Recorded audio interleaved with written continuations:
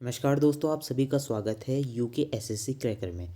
तो उत्तराखंड लोक सेवा आयोग ने अपना लेक्चरार का जो एग्ज़ाम हुआ था उसकी आंसर की जारी कर दी है।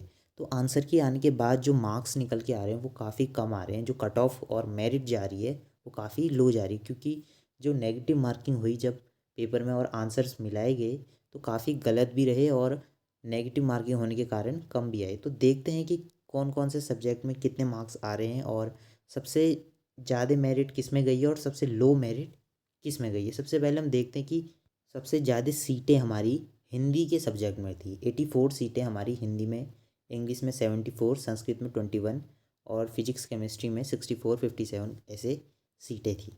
ठीक है, जो ये पद हैं वो अभी सामान्य शाखा के हैं। ठीक है, इसके बाद अभी 27 पद महिला शाखा के भी हैं। ठीक है, महिला शाखा के पद आप देख लेते हैं। एक बार हम पहले ये पद देख लेते हैं। कुल जो हमारे 15 पद थे और कला में एक, मनोविज्ञान में एक, इतनी ही सीटें थी, एक एक सीट थी। तो कंपटीशन काफ़ी ज़्यादा होने के कारण फिर भी लोगों ने इसमें काफ़ी भरा है, मनोविज्ञान में, आर्ट्स में और एग्रीकल्चर में। लेकिन कंपटीशन काफ़ी ज़्यादा हो जाएगा। लेकिन जो हिंदी और इंग्लिश में है वो काफ़ी कम लोगों ने, मतलब सीटें ज़्यादा थी तो लोगों ने भी ज़्यादा भरा। मतलब एक सीट में कम से कम 1000 लोगों ने अप्लाई करा था।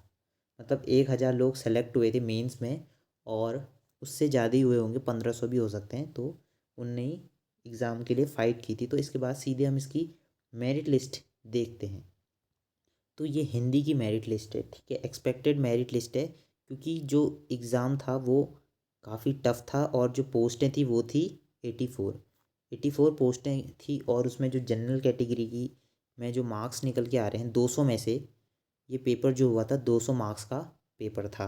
तो जनरल कैटेगरी 135, ईडब्ल्यूएस के 125, ओबीसी के 25, 120 और 115 आपके SC ST के। ठीक है, मतलब 5-10 नंबर का ऊपर नीचे हो सकता है, लेकिन जो हमारी कट ऑफ रहेगी वो यही रहेगी, क्योंकि जो पेपर था वो काफ़ी हार्ड था। ठीक है, मॉडरेट टू टफ कह सकते हैं।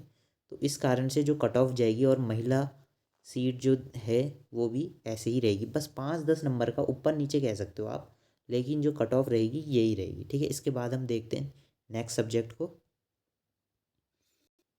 तो मैथ्स का पेपर देख लेते हैं। मैथ्स में जो सीटें थी आपकी वो थी 30 सीटें। ठीक है, 30 सीटें होने के कारण जो कंपटीशन था वो टफ हो गया है, और जो मेरिट है वो तो कम आई, क्योंकि जो एग्ज़ाम पैटर्न था वो टफ हो था। ठीक है, और सिलेक्शन भी काफ़ी टफ होगा, क्योंकि 30 सीटें हैं, जनरल सीट है ना। 130 गई है हमारी जनरल कैटेगरी के लिए, और ईडब्ल्यूएस के लिए 125, ओबीसी के लिए 118। ठीक है, SC ST के लिए 115, 110, मतलब 5-10 नंबर का ऊपर नीचे आप मान के चल सकते हैं। इसके बाद नेक्स्ट देखते हैं। तो फिजिक्स में जो सीटें थी आपकी वो थी आपकी 64 सीटें थी। तो फिजिक्स का पेपर क्या था, इजी भी था और एवरेज था, मतलब ज़्यादा टफ भी नहीं था और एवरेज कह सकते हैं, मॉडरेट। तो 140 जनरल की गई है, 135 आपकी ईडब्ल्यूएस, ओबीसी की 120, 118 SC ST की 115। ठीक है, 5-10 नंबर आप ऊपर नीचे मान के चल सकते हैं। ठीक है, यही महिला वर्ग की भी है।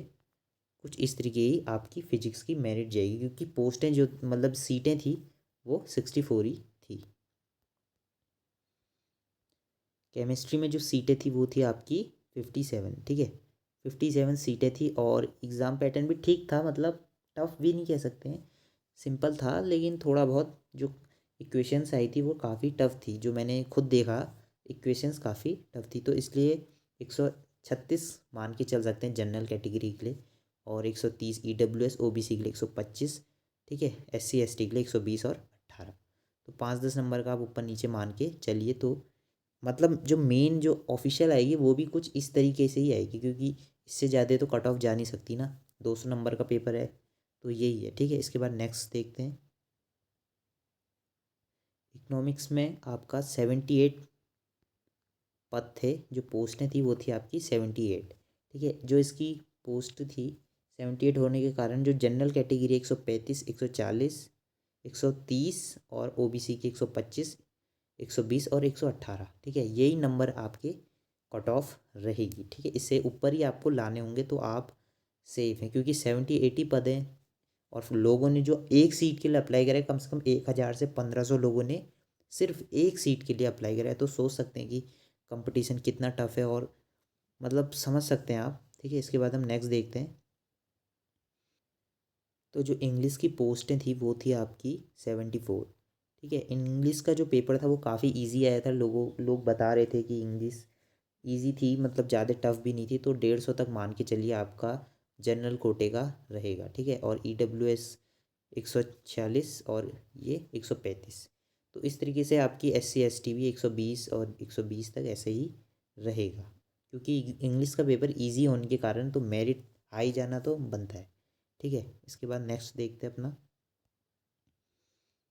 और बायोलॉजी की जो पोस्टें थी वो थी आपकी 49। ठीक है, 49 पोस्टें थी। बायोलॉजी का पेपर भी इजी ही था, ज़्यादा टफ नहीं था, एवरेज कह सकते हैं।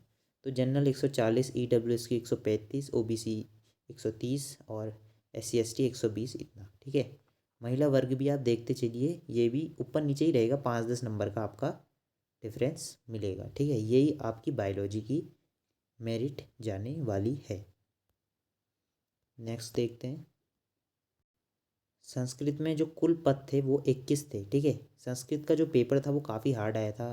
लोगों ने बताया कि पेपर हार्ड आने के कारण जो मेरिट है वो काफ़ी कम जाएगी। तो 120 मान के चलिए, 118, 115, 110, 105, तो ये एक्सपेक्टेड कट ऑफ है। तो मैं आशा करता हूँ आप सभी लोगों का हो जाए। ठीक है, जितने भी आपके नंबर हैं तो आप कट ऑफ के ऊपर ही निकलें। तो यही मेरी आशा है। तो आपको वीडियो अच्छा लगा, लाइक करें, शेयर करें और subscribe. Thank you friends, have a nice day.